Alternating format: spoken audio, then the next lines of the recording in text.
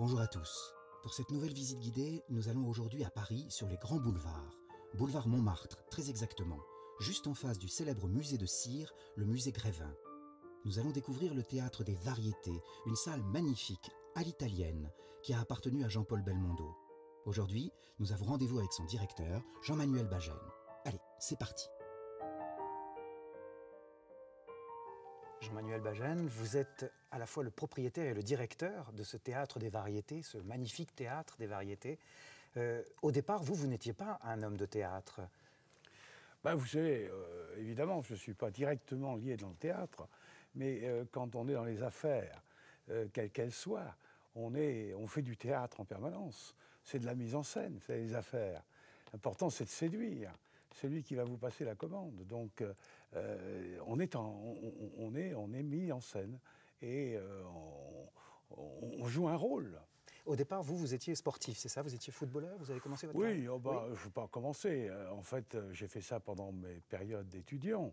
J'ai joué au Girondins de Bordeaux et ça m'a permis de faire mes études confortablement et agréablement.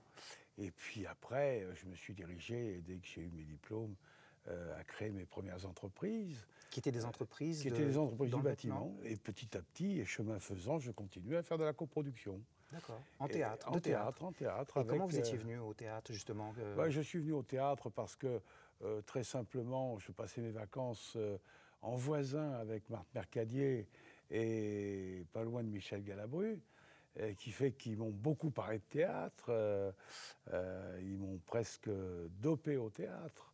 Et c'est la raison pour laquelle je suis devenu coproducteur. Et puis ensuite, la coproduction avançant quand même dans des proportions importantes, je me suis retrouvé avec des distributions et des pièces complètement montées et pas de théâtre. Donc là, je me suis dit, il faut absolument que l'on ait un théâtre et que l'on trouve une solution en interne. Et donc je leur ai demandé de me trouver un théâtre à Paris. Et il s'avère que le théâtre de Jean-Paul Belmondo à l'époque, donc Théâtre des Variétés, était à la vente. Donc je me suis mis sur les rangs. Et voilà, donc quelques mois après, ou plutôt une année plus tard, eh bien j'ai conclu avec Jean-Paul le rachat des murs et du fonds. Et voilà, on s'est retrouvés libres de pouvoir faire les pièces comme on les voulait, quand on les voulait, et bien entendu, passionné par le bâtiment qui est mon métier de base, puisque je suis promoteur et constructeur. Donc quand j'ai vu la qualité architecturale des lieux, j'ai dit il faut les embellir, il faut les remettre dans leur jus, et donc j'ai tout rénové. Vous avez refait la scène, je crois, qui était beaucoup plus élevée. On n'a pas commencé par ça, on a commencé par les accès publics, car quand on est dans les affaires, la notion première, c'est de satisfaire le public.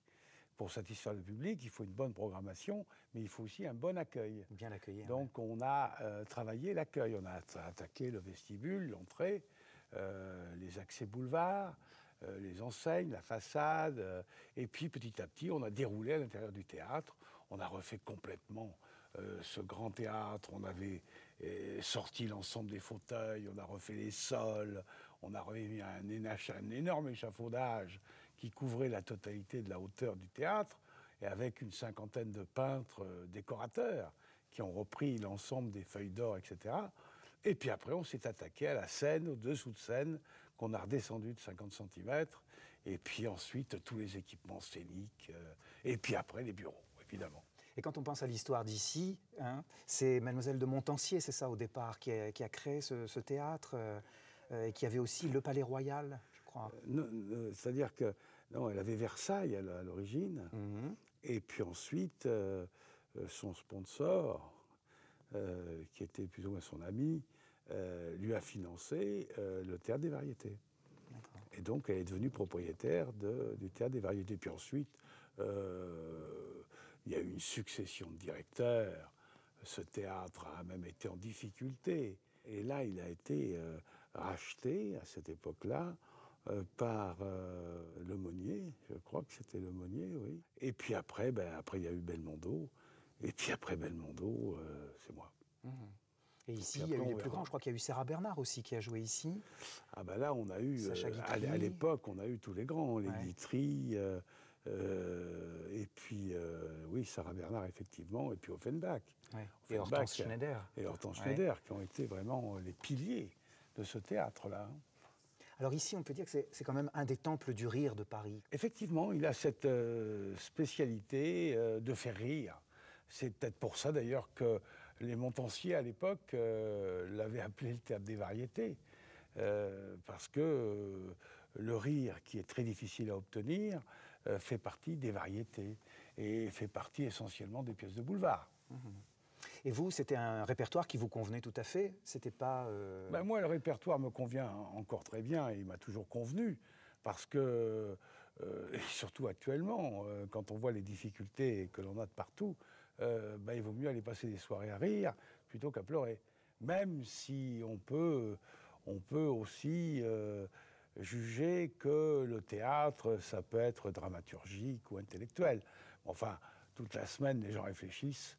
Je crois que quand ils vont se détendre au théâtre, c'est pour laisser tomber les problèmes ou les laisser à l'entrée. Se divertir. Et puis se divertir. Alors vous avez instauré aussi des 19h, des spectacles à 19h, hein? Oui, pas trop finalement, pas trop, parce que moi j'ai privilégié plutôt les enfants. Les enfants qui sont nos clients de demain. Oui. Donc j'ai privilégié la création d'une filiale qui s'appelle Proscenium, qui est destinée au spectacle pour enfants. Donc l'après-midi, vers 14h30, qui va jusqu'à 15h30, 16h. Et après, bien entendu, changement de décor. Donc ça nous bloque un peu pour faire un 19h, sachant que, vous savez, quand vous programmez un spectacle pour enfants, plus un spectacle du soir, plus le petit théâtre qui fait 2 spectacles par jour, ça représente quand même une certaine densité de spectacles. Alors justement, il y a cette deuxième salle, hein? Oui. Alors c'était quoi au départ? C'était une salle de répétition, c'est ça? Au départ, c'est un grenier, Oui. dans un premier temps, que Jean-Paul a transformé en salle de répétition et que moi j'ai transformé en petit théâtre. Ayant déplacé les salles de répétition donc, qui nous manquaient dans un équipement particulier à l'intérieur des greniers. C'est-à-dire que j'ai nettoyé les greniers, je les ai conçus différemment, j'ai surélevé un petit peu et puis j'ai fait 2 salles de répétition dans les greniers. Ce qui a permis de nettoyer un peu les toitures, etc. Et puis en même temps, utiliser des surfaces qui n'étaient pas adaptées, quoi. Et cette petite salle, ça vous permet de programmer des spectacles de plus petit format, je dirais? Oui, c'est surtout des spectacles d'art et d'essai. Oui. Ça permet aux jeunes troupes de pouvoir se produire, de pouvoir se montrer et de eux-mêmes se vendre.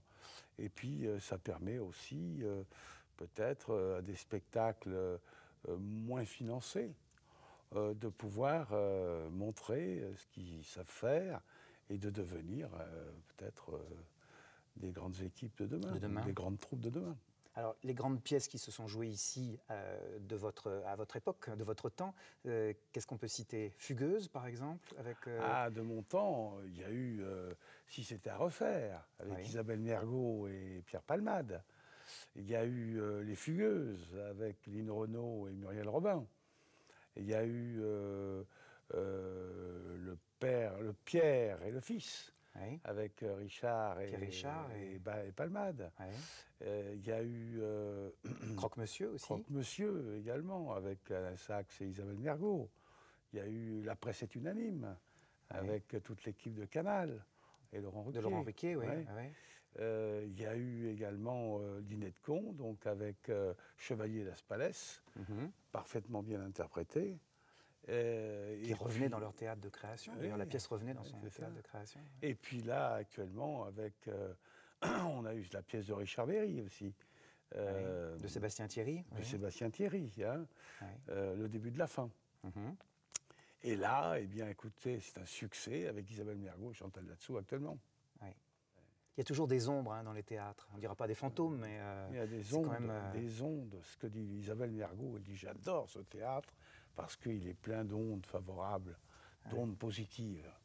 Alors elle joue toujours ici, d'ailleurs. Oui, c'est une de vos pensionnaires. C'est presque une pensionnaire du Théâtre des Variétés. C'est difficile aujourd'hui de trouver des bonnes pièces comiques ou au contraire, vous avez le sentiment qu'il y a vraiment un regain d'auteurs, de... Non, c'est difficile trouver. Vous savez, les auteurs en comique, il n'y en a pas des quantités. Et il faut les découvrir.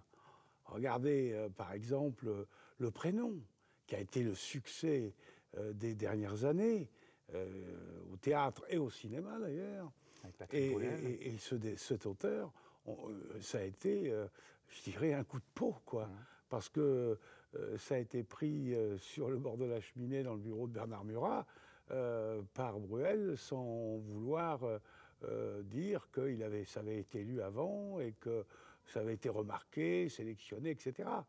Donc c'est assez particulier de trouver des bons auteurs aujourd'hui. C'est la raison pour laquelle j'ai créé cette fondation. Ma fondation, qui est la Fondation Bajen, qui est destinée donc à la sélection et au concours de jeunes auteurs sur le territoire national. Et pour les intéresser et pour les faire participer, on a prévu un prix important de 5 000 €. Et ensuite, évidemment, quand la pièce a été sélectionnée, enfin quand l'auteur a été sélectionné, on cherche par tous les moyens à trouver des producteurs et des metteurs en scène de façon à aller jusqu'au bout, le but étant que cet auteur soit produit. Et maintenant que le théâtre est rénové, qu'on peut dire qu'il tourne bien, vous avez envie d'un second théâtre? Bah oui, on a toujours envie de se développer dans ce domaine.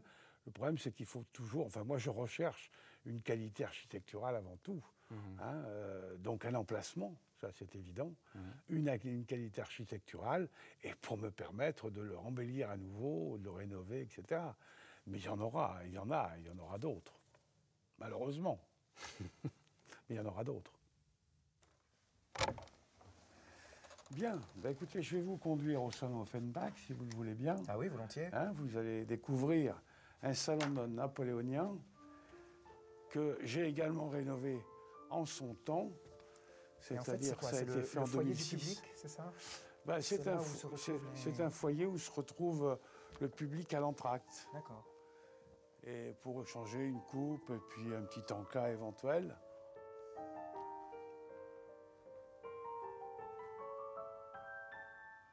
Alors ici, vous avez fait tout à l'identique, avec je vois des colonnes en trompe-l'œil. Ça, j'avoue que le prédécesseur, le directeur qui a été avant Jean-Paul, Jean-Michel Rouzière, qui lui a créé la rénovation de ce salon napoléonien, que j'ai trouvé superbe en arrivant d'ailleurs, et que j'ai rénové complètement à l'identique. Et ça, c'est un lieu que vous louez aussi, par exemple Alors ça, c'est loué pour des tournages, sur le plan, sur des événements, sur des tournages de films, mais aussi qui sert en tant qu'entracte pour le public, puisqu'on le reçoit ici pour se décontracter un peu. Vous connaissez la superficie totale de ce théâtre? Oui, environ 5000 m². Ah oui. Ouais, tout compris, toutes les surfaces, je dirais, accessibles, habitables et nécessaires. Oui. Et c'est sur combien d'étages? Sur 4 étages. 4 étages. 4 étages, on a un sous-sol qui est suffisamment, bien exploité parce qu'on y range les décors. Dans une autre partie, on y range les accessoires. Et dans une autre partie, on y range les costumes. Ensuite, on a toute la partie chaufferie, poste de transformation, circulation, réserve. Et puis, on monte donc au rez-de-chaussée, ce que j'appelle le rez-de-rue, avec l'entrée des artistes et puis les couloirs de secours et le vestibule, l'entrée du public. Et puis ensuite, les autres étages qui correspondent au premier, deuxième balcon. Puis, le poulailler ou le paradis, comme vous voulez. Alors, il y a aussi la présence d'Offenbach, avec ce buste. Et derrière, alors, c'est... Alors, moi, je dis que c'est la Montancier. Ouais. Bon, mais enfin, il n'y a aucune signature. Ce n'est qu'une ressemblance. Ça me fait plaisir de dire que c'est elle, parce que c'est la créatrice du théâtre. La première. Donc voilà. Alors, je l'ai baptisé Montancier. C'est peut-être vrai, pas vrai, j'en sais rien. Dans tous les métiers que vous avez ici dans le théâtre, il y a à peu près combien de corporations parmi les 25 salariés que vous avez? Elles sont nombreuses. Quand on commence par l'accueil public, eh bien, on a d'abord les caissières, on a ensuite les contrôleurs, ensuite on a les ouvreuses, ensuite on a les techniciens qui se distribuent entre un régisseur général, un régisseur, un chef machiniste, un machiniste et un éclairagiste, un électricien. Ensuite, on a secrétaire, on a comptable, on a commerciaux, ça c'est important pour nous. On a 5 commerciaux dans le théâtre qui ne font que vendre à l'extérieur. Et ensuite, on a un directeur technique. Et puis, on a les comédiens. Et après, qui, eux, sont de passage, je dirais. C'est des intermittents, évidemment. Ouais. Hein, tout ce qui est régisseur lumière, régisseur son, la plupart du temps, on les fait doubler par des intermittents. Et puis ensuite, metteur en scène et comédien. Voilà ce que compose l'ensemble de la masse salariale. Alors Julien Lambert, qui est ici régisseur, nous fait visiter justement toute cette partie du théâtre, les coursives, les couloirs, les loges, la petite salle du théâtre. On le suit. Bonjour, ça va bien ?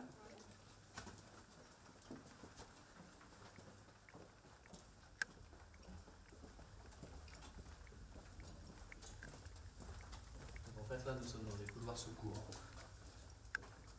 pour le public.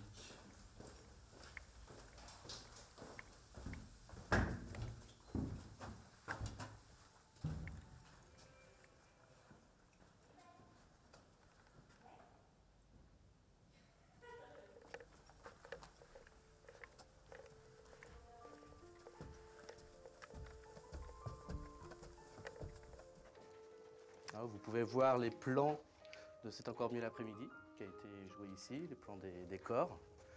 Comme ainsi aussi La Présidente, qui ont été des très grands spectacles au Théâtre des Variétés. Alors, on arrive sur le plateau, côté cour.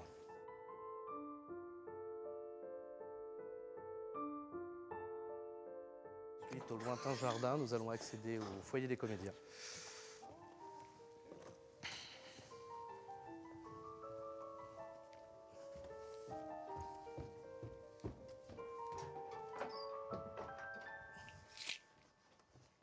Bonjour. Bonjour Julien. Vous êtes ici régisseur général, c'est ça? Tout à fait, oui. Alors vous travaillez dans ce théâtre depuis combien de temps? Pour ma part, ça va faire 2 ans oui. que je suis arrivé ici. Alors ici, on est dans un salon qui est magnifique, et c'est le foyer des comédiens, c'est ça? Tout à fait, oui. Alors ça consiste en quoi exactement? C'est là où ils viennent en sortant de scène? Ou même avant, oui. Pour se retrouver tous ensemble, parce qu'ils ont chacun leur loge, donc ils ont leur univers, on va dire, privé, personnel. Oui, où ils se préparent. Et, tout à fait. Et comme dans une équipe, comme dans un vestiaire de sport, ouais. On se retrouve, ils se retrouvent entre eux, ils discutent sur la pièce, s'il y a des petites choses à revoir, ou de la pluie et du beau temps. Ouais. Donc c'est le sas avant d'affronter de descendre sur le plateau. Tout à fait. Et c'est là aussi où ils se tiennent, où ils restent, quand ils n'ont pas suffisamment de temps pour remonter dans leur loge. Oui aussi, parce que c'est, on va dire que c'est un peu une salle de détente. Ouais. Au lieu de rester sur scène avec les techniciens qui travaillent en même temps, parfois il y a des mouvements de décor, des mouvements d'accessoires. Ils préfèrent se retirer, être calmes. Il y a un retour vidéo ici, donc ils voient en plus ils ont la chance de voir la pièce de face, comme le public. Ouais. Ils savent qu'ils ne sont pas en retard, qu'ils voilà. ne vont pas louper leur entrée. Et voilà, donc ils ont le retour vidéo et son, donc ils sont, on va dire, c'est un sas de décompression. S'ils sont un peu trop stressés ou un peu énervés. Puis éviter d'être tout le temps sur scène, parce que j'avoue que c'est quand même un métier assez étrange, les comédiens, les artistes. Ouais. Donc ça leur demande beaucoup d'énergie et parfois ils ont besoin de prendre du recul pour souffler et se reposer physiquement aussi. Tout à fait. Ouais. Alors il est particulièrement décoré, richement décoré, je dirais, parce qu'il y a des vieilles affiches, des affiches anciennes, la chauve-souris. Des articles de journaux aussi sur la conception de l'Écho, du 9e arrondissement. J'ai vu qu'il y avait un autographe aussi de Sacha Guitry, une lettre manuscrite ici. Beaucoup d'artistes sont passés ici. Oui. Alors, régisseur général, c'est quoi exactement comme métier dans un théâtre? Alors, en fait, dans un théâtre, le régisseur général, en fait, il régit la salle, le lieu. Donc, ça a trait à tout ce qui est sécurité pour le public, comme pour les comédiens, à la réalisation, à la conception des spectacles. Donc, en fait, c'est toute la partie technique, que ce soit en éclairage, en son et au niveau du plateau aussi. Bien évidemment, je ne fais pas tout seul, je délègue. J'ai mes machinistes pour le plateau, mes régisseurs lumière pour la lumière, mes régisseurs son pour le son. Et en fait, tout passe par moi, je concentre tout au point de vue technique. Et avec le décorateur, le metteur en scène et la production, bien évidemment, on élabore, on prépare les projets que nous accueillons au Théâtre des Variétés. Est-ce qu'on peut dire que vous êtes, pendant la représentation, le capitaine du théâtre? Parce que, est-ce que c'est vous qui surveillez que les comédiens sont bien arrivés, sont bien dans leur loge, qu'il manque personne? Alors en fait, oui, on tourne à 3. Ouais. Parce qu'on a un gardien qui s'occupe de la sécurité, qui lui est à l'accueil et voit tous les comédiens arriver. Il me tient au courant de la même manière. Et j'ai mon chef machiniste au plateau. Comme moi, je suis en salle, je n'ai pas un œil sur le plateau. À 3, on se fait un trio par talkie-walkie. Et vous êtes reliés par talkie-walkie? Voilà, ouais. Exactement. Et on communique sur les problèmes qu'il y a, et par rapport même au niveau de la salle, à l'entrée du public. Alors, il y a un endroit qu'on n'a pas vu encore dans ce théâtre, et un endroit important, ce sont les loges des comédiens. Mais peut-être qu'on rentre là dans un domaine qui est privé, non? Tout à fait, c'est leur univers, c'est leur sphère, mais j'ai le pass, j'ai les clés, donc on peut vous suivre, alors. On va visiter. Pièce de Sacha Guitry.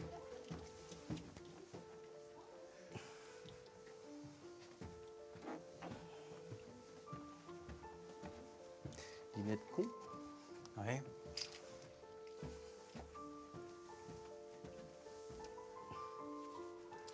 Alors la loge Michel Simon.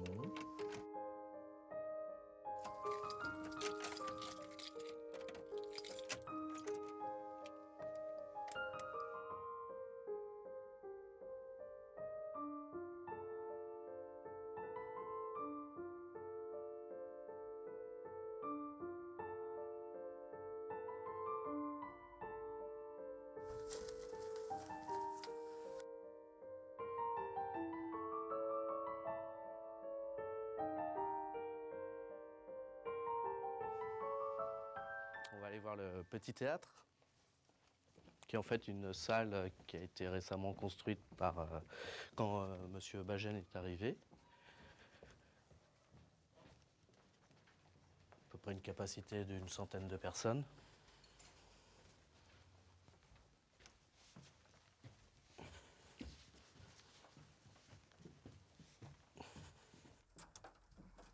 Donc en fait là on se situe au-dessus du salon Offenbach où on était tout à l'heure.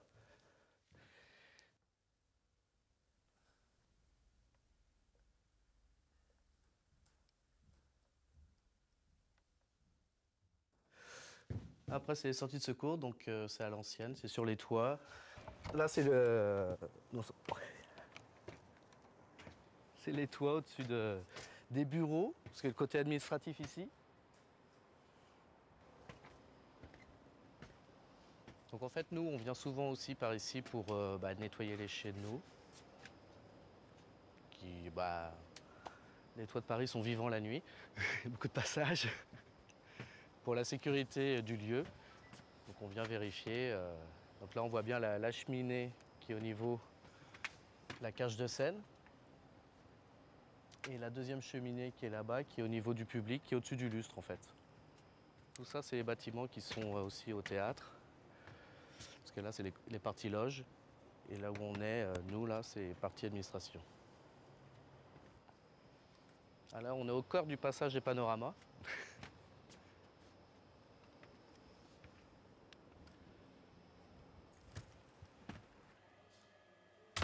Donc là, on a toutes les élingues de toutes les perches qui sont centralisées ici. Pour les grandes barres, en fait, qui montent et qui descendent. Donc nous, on dit appuyer et charger dans notre jargon. Tout au bout, on est au niveau du cadre de scène où en fait il y a le rideau de fer qui protège en cas d'incendie.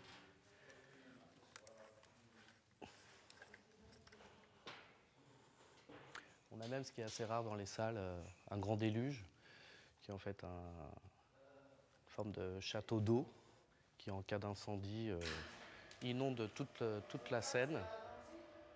Donc en fait, quand M. Bajen a récupéré le Théâtre des Variétés, il est devenu propriétaire du Théâtre des Variétés, il a entièrement refait la scène, la cage de scène.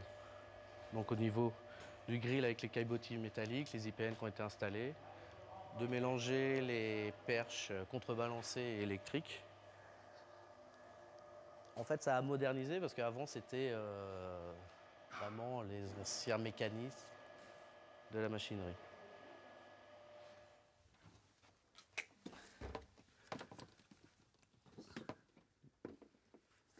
Donc là, on est au poulailler Paradis, ou Paradis,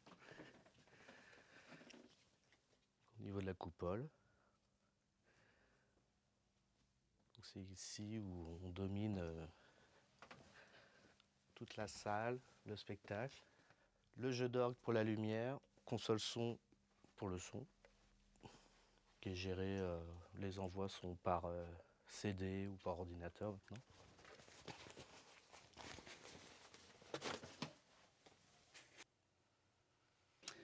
Là ensuite, on va faire le tour, on va passer de la salle à la scène, en passant par le grill.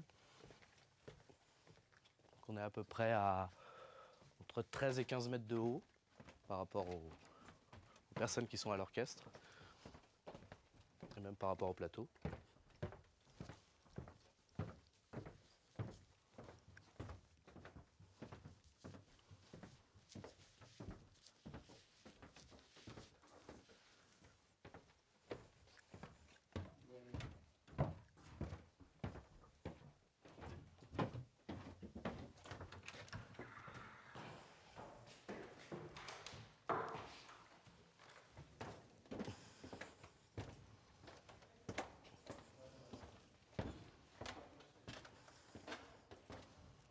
Alors là, en fait, on est en train de sortir là, on est en train de ranger les décors des anciens spectacles jeunes publics. On a un sous-sol qui est à peu près à 7 mètres en dessous le plateau, où on fait du stockage de décors, d'accessoires, costumes, projecteurs qui ne servent pas.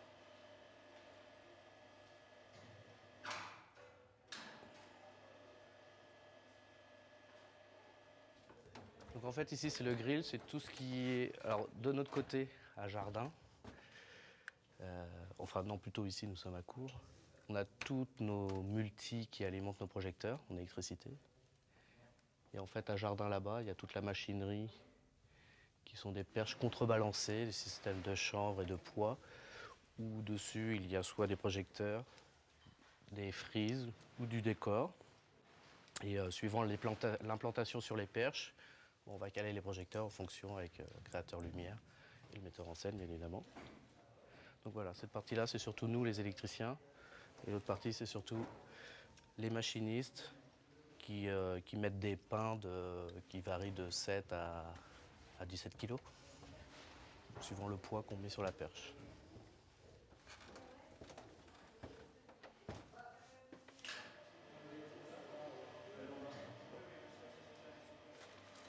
Kevin Ahmet.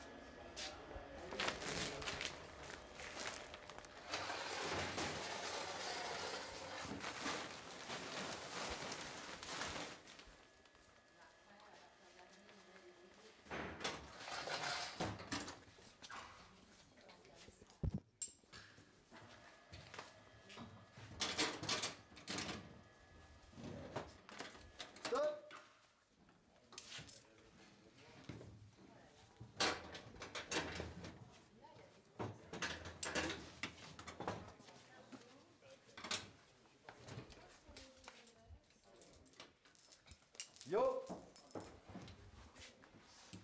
Yo!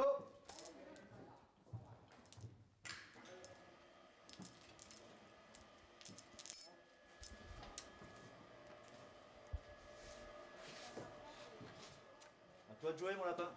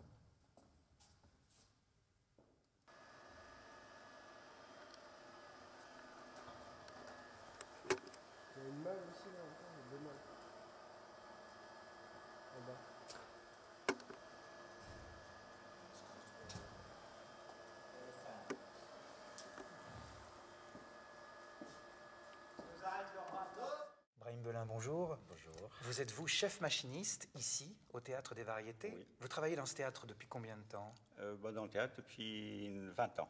C'est-à-dire qu'en fait, vous êtes arrivé ici. Qui était le directeur alors? C'était officiellement Belmondo. D'accord. Qui venait d'acheter, oui. Oui, c'était Jean-Paul Belmondo, bien sûr. D'accord.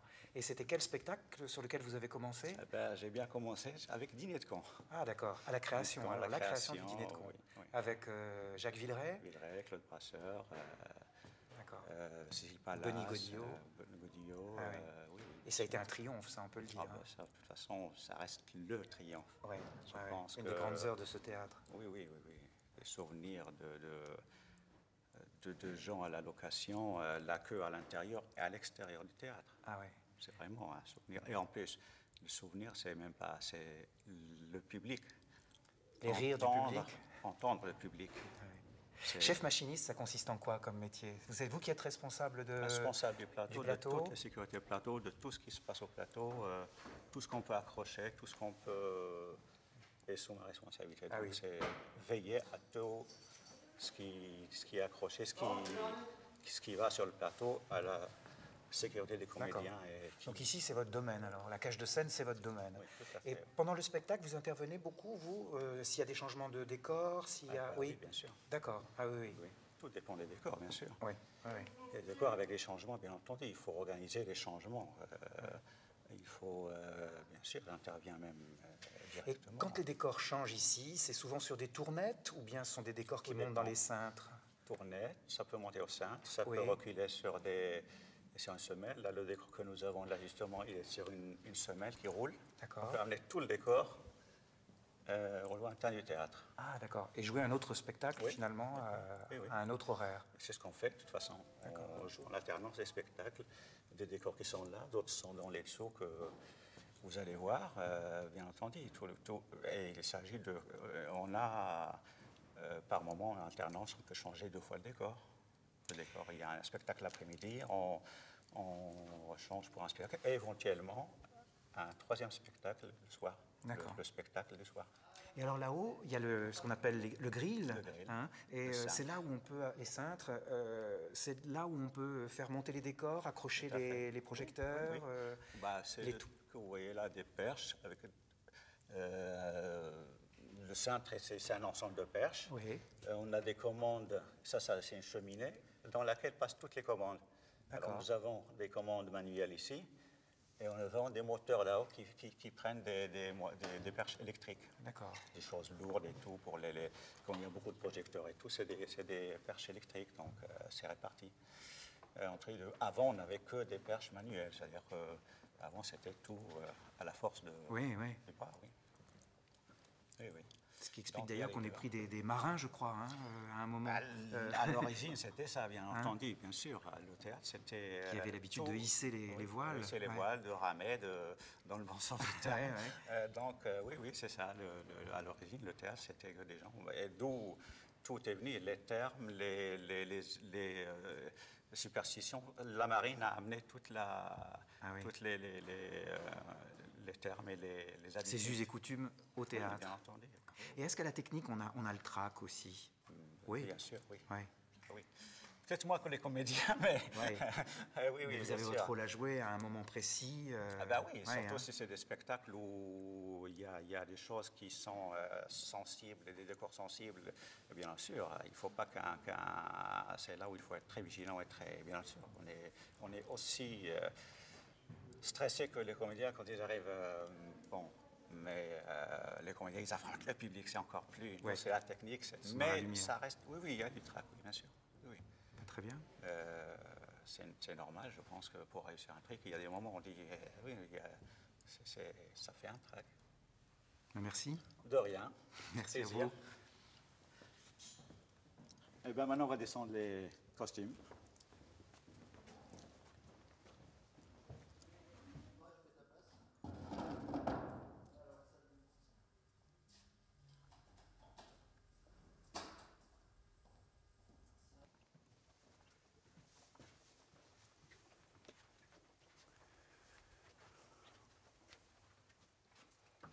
Je vous en prie.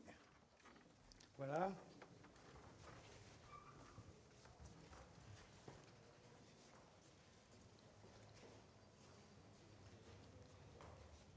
Ben merci beaucoup en tout cas de nous avoir accueillis pour cette visite guidée. Voilà, ainsi se termine cette visite guidée ici du Théâtre des Variétés sur le boulevard Montmartre. Je vous retrouve pour une autre visite, un autre théâtre, un autre lieu. Au revoir.